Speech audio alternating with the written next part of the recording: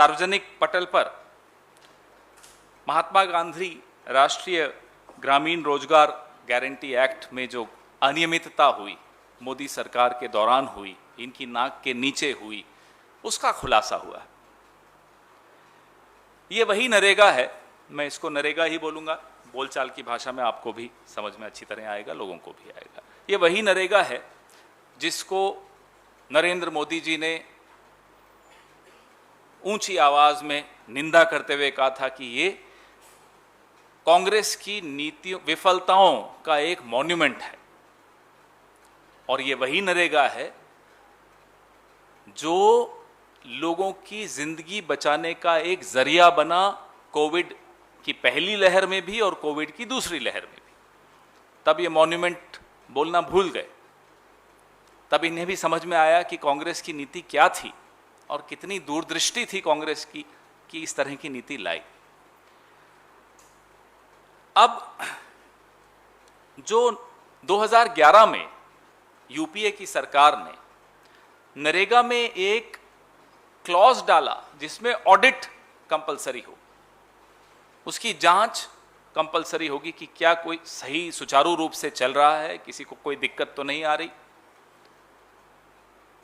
नियमानुसार हर 6 महीने में वो जांच होनी चाहिए, वो ऑडिट होना चाहिए। खैर, इस सरकार का नियमों से कोई रिश्ता ज्यादा लंबा नहीं है, 6 महीने में तो नहीं, लेकिन हां कुछ बीच में अभी इन्होंने एक ऑडिट करवाया। इन्हीं का ऑडिट है जो मैनेजमेंट इंफॉर्मेशन सिस्टम ग्रामीण विकास मंत्रालय का, उस ऑडिट में यह निकल कर आया कि 935 करोड़ का घपला हुआ है, घोटाला हुआ है, अनियमितता हुई है, भ्रष्टाचार हुआ है नरेगा में, जो सबसे निर्धन है उसके लिए एक योजना है, जिस योजना के खिलाफत मोदी जी शुरू से करते आए थे और अब चुप हो गए क्योंकि समझ में आ गया उनको कि योजना क्यों है। गरीब के लिए योजना, उसमें भ्रष्टाचार, ये है नरेंद्र मोदी की सरकार।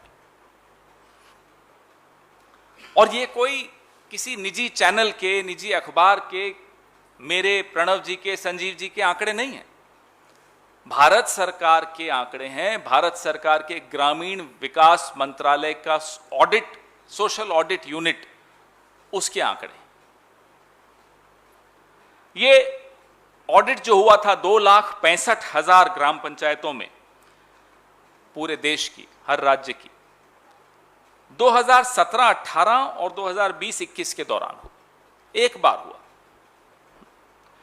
जो सबसे महत्वपूर्ण बात यह है कि ऑडिट की जो निष्कर्ष निकले हैं उसमें यह निष्कर्ष स्पष्ट तौर पे आता है कि miss appropriation, financial miss appropriation हुआ, रिश्वतखोरी हुई।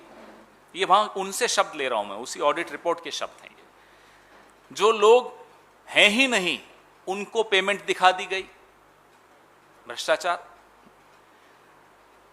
ठेकेदारों को आपने बड़ी बड़ी बिल रेज करके उनको ज्यादा पेमेंट दे दी। तो 935 करोड़ में जो रिकवरी हुई, वापस लिए गए, वो है 12 करोड़ 50 लाख।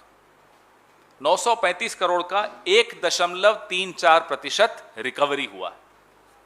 यह है इस सरकार की काबिलियत।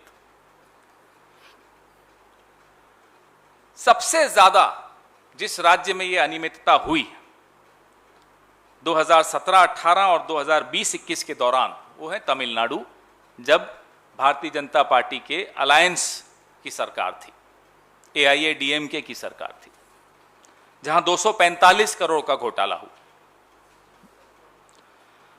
दूसरा राज्य बिहार, जहां आपको मालूम है किसकी सरकार है, भारतीय जनता पार्टी और JDU की सरकार है। यहां 12 करोड़ 34 लाख का घपला हुआ है। झारखंड में जब भारतीय जनता पार्टी की सरकार थी, प्रणव जी आपका राज्य है, 51 करोड़ 30 लाख, ये उस दौरान का घपला है जब सरकार भारतीय जनता पार्टी की थी। और राजस्थान, जहां 2018 से कांग्रेस की सरकार है, वहां आपको शून्य, 0 मिस अप्रोप्रिएशन।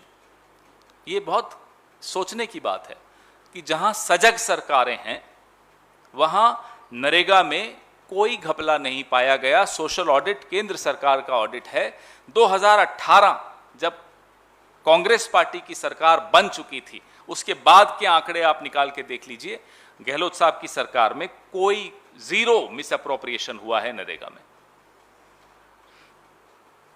यहां से नियत समझ में आती है केंद्र सरकार की भी, और मोदी जी ने तो अपनी नियत स्पष्ट शुरू में ही कर दी थी नरेगा पर जब वो टिप्पणी कर रहे थे, और उनकी राज्य सरकारों की भी नियत बहुत स्पष्ट तौर पे समझ में आती है कि किस तरह से गरीबों को भी नहीं बख्शेंगे। ये कोई एक उदाहरण नरेगा का हो तो चलो समझ में आता है कि गलती हो गई होगी। आप इस सरकार की असंवेदनशीलता उसमें भी देखेंगे। 4% जो दिव्यांगों का कोटा था वह भी समाप्त कर दिया केंद्र सरकार ने अभी हाल ही में, इसी सप्ताह। ये कोटा जो है CISF, CRPF, BSF, ITBP, Assam rifles, SSB, इन तमाम संस्थाओं में, इन तमाम विभागों में दिव्यांगों को फिर से विकलांग बनाने का जो प्रयास किया जा रहा है मोदी सरकार द्वारा, यह एक और उदाहरण है असंवेदनशीलता का।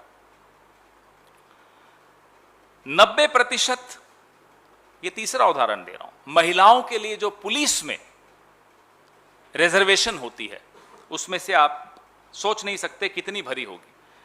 जो पोस्ट हैं खाली महिलाओं की, 20,91,488 पोस्ट है महिलाओं के लिए पुलिस विभागों में, और कितनी भरी सा 1,15,504।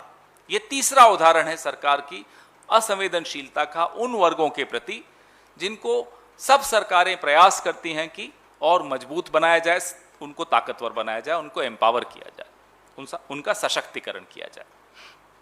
ये 5.52% पोस्ट भरी हैं महिलाओं की, जो आरक्षण जिन पोस्ट पर है। हम यह मांग करते हैं कि जो नियम है सोशल ऑडिट के नरेगा में, जो यूपीए ये नियम लाई थी 2011 में, उन नियमों की अनदेखी किए बिना नियमानुसार बार बार हर 6 महीने में ऑडिट किया जाए, ताकि जानकारी सबको प्राप्त हो, सरकारें सजग बने, हम और आप भी सजग रहें, NGOs भी सजग रहें, सिविल सोसाइटी भी सजग रहे, और जो रिकवरी नहीं हो पाई वो रिकवर किया जाए। आपको मैंने बताया कितनी कम रिकवरी हुई, 1.52% की रिकवरी हुई। वो रिकवरी करके उन तबकों तक, उन वर्गों तक पहुंचाया जाए जिनका हक है उन पर। हम दूसरी मांग यह करते हैं कि जो यह केंद्र सरकार ने दिव्यांगों का 4% कोटा पुलिस फोर्सेस से वापस ले लिया है, वह निर्णय वो पलटें, उस निर्णय को वो वापस लें और ये 4% कोटा बहाल करें। महिलाओं के प्रति जो अपराध बढ़ रहे हैं, दिल्ली में अभी उबरी नहीं है दिल्ली उस हादसे से, यूपी में हम रोज देख रहे हैं क्या हो रहा है। ऐसे में आवश्यकता है कि महिलाओं की जो आरक्षित पोस्ट हैं पुलिस में वो भरी जाएं, ज्यादा संवेदनशीलता से उन क्राइम्स को देखा जाएगा, उन हादसों को निपटा जाएगा, और मुझे लगता है ये हक है महिलाओं का।